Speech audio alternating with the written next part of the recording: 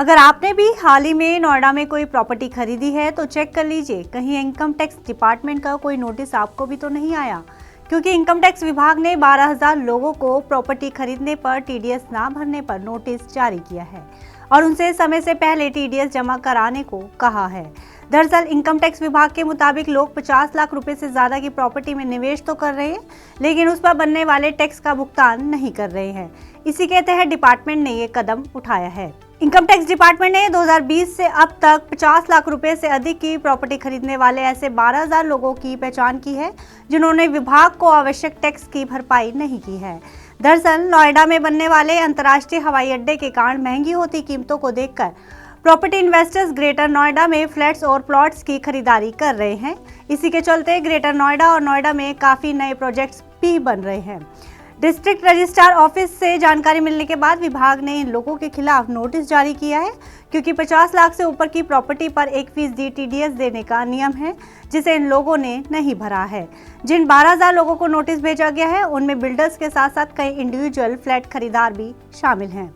Media reports के मुताबिक district registrar ने इनकम टैक्स डिपार्टमेंट को 2020 से 2024 तक का डेटा जारी किया है, जिसमें इन 12,000 लोगों का पता चला है जिन्होंने 50 लाख से अधिक की प्रॉपर्टी तो खरीदी है, लेकिन 1% की दर से टीडीएस का भुगतान नहीं किया है। इन सभी को 31 मार्च 2025 से पहले सभी बकाया टीडीएस जमा करने को कहा गया है।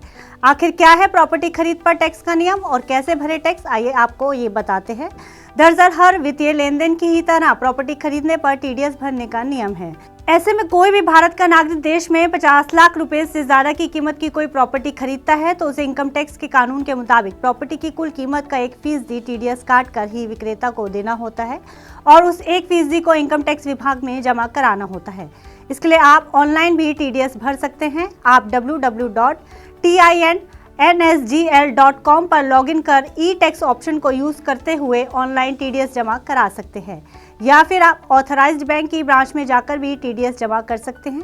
इस टीडीएस को जमा करने के लिए आपको फॉर्म 26Q भी भरना बेहद ज़रूरी है, जिसमें आपको प्रॉपर्टी की डिटेल्स, खरीदार का पैन नंबर, बेचने वाले का पैन नंबर और प्रॉपर्टी की डील कितने में हुई है, ये सब भरना बेहद ज़रूरी है।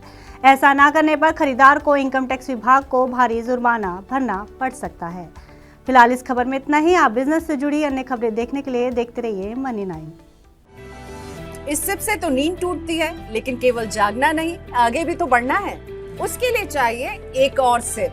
हर महीने छोटी छोटी रकम की इंस्टॉलमेंट यानी सिस्टमैटिक इन्वेस्टमेंट प्लान से शुरू कीजिए निवेश। लेकिन पैसे बढ़ाने वाली कौन सी सिप आपके लिए रहेगी अच्छी? म्यूचुअल फंड सिप से जुड़े हर सवाल का जवाब मेरी सिप मेरा सवाल। सोमवार से शुक्रवार 4 बजे मिलेंगे हम सिर्फ मनी 9 पर।